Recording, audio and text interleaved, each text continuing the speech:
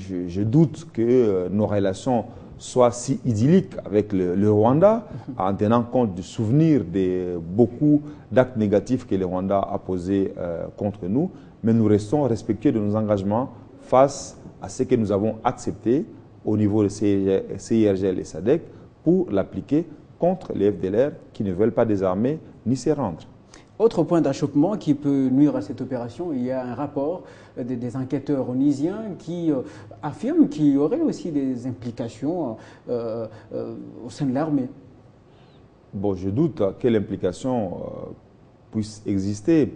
Non, à ce stade, il est clair que le gouvernement de la République et l'armée est sous l'autorité du ministère de la Défense, qui fait partie du gouvernement de la République, obéit aux ordres. Et donc, si il s'est fait qu'il y ait des personnalités congolaises dans l'armée ou civiles qui aient des accointances avec les FDLR à un moment donné ou un autre, ils doivent savoir quelle est l'option que la République démocratique du Congo a prise et doivent s'abstenir d'interférer.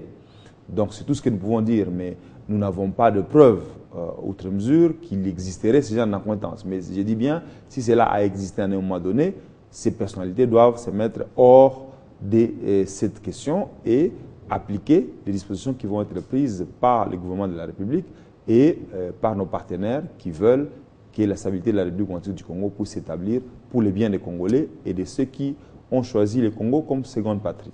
Autre point qui ne semble pas, en tout cas, plaire à certains Congolais, c'est le fait de responsabiliser pratiquement à la RDC cette opération alors que ces citoyens ne sont pas congolais.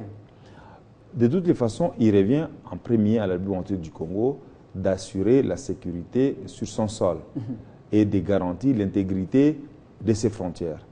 Par la présence des FDLR, l'intégrité de nos territoires est violée. Je viens de vous citer le fait que certains d'entre eux, carrément, ont cherché à administrer des parties entières de notre pays et que l'autorité de l'État n'est pas établie totalement dans des aires contrôlées par eux.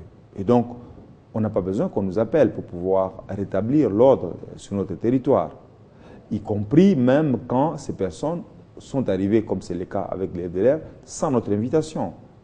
Et donc, nous estimons que c'est de notre devoir, dès lors que nous leur avons gentiment dit de déposer les armes, de se rendre pour qu'une solution soit trouvée par la communauté internationale, et qu'ils ne l'ont pas fait, et que notre État est dérangé par leurs agissements, nous devons nous assumer. Merci beaucoup, François Nzekouye. Je rappelle que vous êtes député national élu de Rutshuru. Autre sujet abordé, que nous allons aborder tout à l'heure dans ce grand journal, ce sont les difficultés que connaissent les opérateurs économiques qui font les affaires entre la Chine et la RDC. Je reçois sur ce plateau Samuel Yamungu.